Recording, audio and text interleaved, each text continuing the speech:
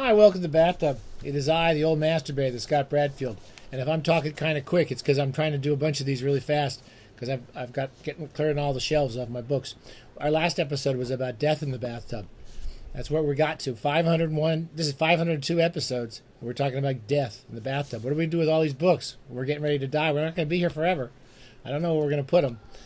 Anyway, can't take them with us. I guess if I could have a mausoleum or a pyramid filled with all my books, that'd be cool. But not for anyone but me, or for everybody but me. Anyway, this is our time. We've been talking about it for a while. Shadow Ticket, Thomas Pynchon. I'm not going to release this review until the actual pub date, which is, I forget what it is. I think I have the dealy box, don't I? The strict on sale date. You don't mess with Pynchon. I'll mess with Tweety Pie. I'll mess with Peabody and Sherman. I'm not messing with this guy. I think they scare people. They never break the embargo on these books. You know, normally in reviews you just publish them whenever you want to, but they're really strict. These are tough guys. I think Pynchon's thugs would come to my door if I talked about this before the 7th of October. Shadow Ticket, his shortest novel next to Crying of Lot 49, one of my least favorite Thomas Pynchon novels, and it just came out. It's a lot of fun. I'm going to cut to the chase. I'm going to put a link to my review, which will be in the Spectator in the UK. I was really excited to be able to do the review of that and to talk a little bit about my love for other Pynchon books, especially Vineland, which of course has just been turned into a movie. What good timing is that? I'm not going to go see it. I have no interest in movies based on Thomas Pynchon. He's purely literary. He's totally a literary writer. They're not filmic books at all. It's the language and the sentences and the comedy that's so wonderful. And basically, I think he's a great comic writer. He's a comic novelist. Anyway, Shadow Ticket. So it's set in Chicago in 1932. I just read that, the Great Depression. And it's a very interesting book. If you read it, it's the only time I could sort of say, I said this twice, Pynchon's book is sort of about the historical moment. We talked about Bleeding Edge, which is set after 9/11. It's set before and after 9/11, the bombing of the World Trade Center. And it's about the world as it's developing up into that horrific event, and then afterwards, and the dark web, and really the plutocratic assholes that really basically run the country. And it is a brilliant... that's some garbage can being knocked over. That's why we keep the door closed, normally. And how the world was being... What happened to New York at that time. And it's also about the family life of New York in the early 21st century. Anyway, I love Bleeding Edge a lot. And this has a similar feel. It's set in 1932, so it's not set in the contemporary world. Unlike really Vineland and Bleeding Edge, which are the two books of his that are set in our contemporary world. This is set in the 30s, but it's about America and at a time when fascism was all over the place, including in America.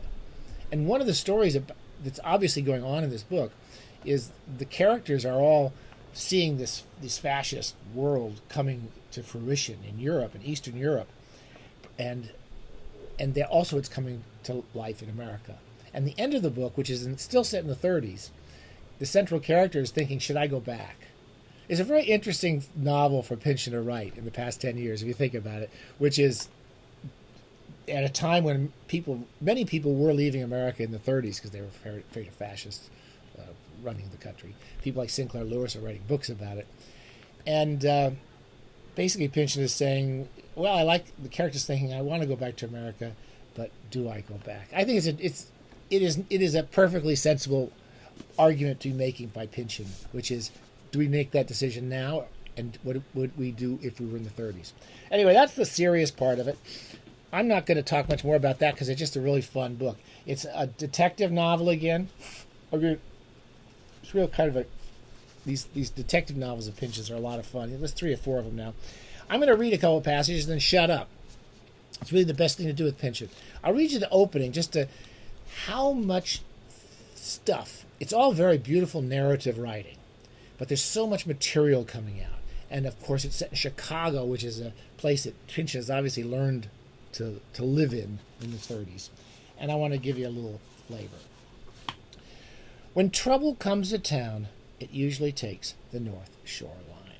So the train and a certain part of town What with tough times down the lake in Chicago, changes in the wind, prohibition repeal just around the corner, Big Al and the federal pokey, what's his face? Al Capone. The federal pokey in Atlanta, outfit affairs grown jumpy and unpredictable. Anybody needing an excuse to get out of town in a hurry comes breezing up here to Milwaukee, where it seldom gets more serious than somebody stole somebody's fish. It's the first sentence in the paragraph. Hicks McTaggart, he's the central character, has been ankling around the Third Ward all day, keeping an eye on a couple of tourists in Borsalinos and black camel hair overcoats, up from the home office at 22nd and Wabash down the lake. The Chicago outfit handling whatever needs to be taken care of in Milwaukee since Vito Guadalabeni cashed in his chips 10 years ago, though Vito's successor, Pete Guadalabeni, is still considered head man in the ward, gets his picture in the social pages, smiling at weddings and so forth. Loitering in the alleyway in back of Pasquale's Bella Palermo, Hicks can hear sounds of noodle-flexing sociability, smells spaghetti sauce and garlic frying and sfinciuni bagherizzi baking over an olive branch fire. All the detail, the sensory detail in any Pynchon sentence. He never writes a flat sentence. And it's making him hungry. This close to payday, his lunch menu is a thermos of coffee and a buttermilk cruller stashed in a pocket someplace. The explosion, when it comes, seems to be from somewhere across the river and nearer the lake. Forks and glassware pause between tabletop and mouth as if everybody's observing a moment of stillness, and nobody seems surprised. So it's a typical detective story opening, but with all this detail, this kind of intersection of real life, Al Capone in prison, and this fantastic Pynchonian vision of the time, and his own inventions of people and characters and places. Okay, I'm getting a cough because the window's open. I'm going to try to read a little bit more and shut up. Chapter 15. I like this scene. Hicks is a detective. He works for some organization. I forget the name.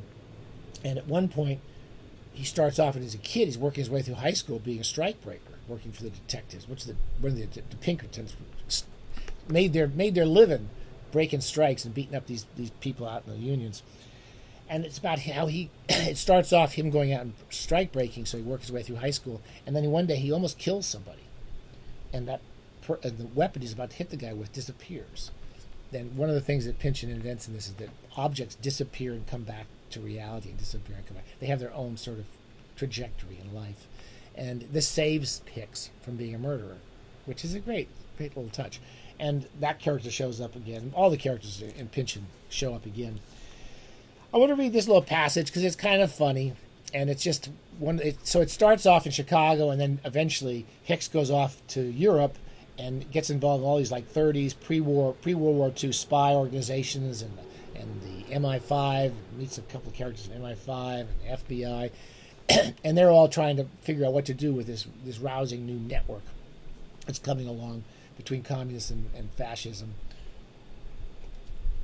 And I won't give you much more than that. Okay, this is just another passage just to get a little flavor of this lovely book. For days now, Hicks has been noticing, even in the daylight and out on the street, the return for somewhere back in deeper Prohibition times, all across his body and over his face, light as delusional bugs, the ghostly crawl of professional finger-eye coordination, somewhere above and in the distance, tightening in on whatever is centered in its crosshairs, which at the moment happens to be Hicks's head. Something's looking for him. To a concertina rendition of Hark the Herald Angels Sing, It's Christmas, half a block away, Hicks has handled a parcel wrapped in festive red and green paper whose design features Xmas trees, reindeer, candy canes, so forth.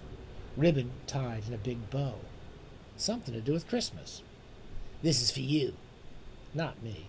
Shrug. We're only the delivery guys. Hicks takes a close, doubtful look. Which would be? We're Santa's elves. Uh-huh, but you know Billy the Brownie down at Schuster's, right? Okay, we're relatives. Cousins. They made him up. He's a make-believe department store critter. Skeptical, ain't you? Billy the Brownie is real. You never heard him on the radio? WTMJ, weekdays at 5. Sure, the person who plays Billy on the radio is real, but maybe not Billy himself, not in the same way that, Walter Winchell is, for example. Walter Winchell is real? I can't read it anymore because I'm getting allergies or something. Very fun book. If you like Pynchon, you'll like this. It's not my favorite Pynchon book, but I think it's definitely bears rereading.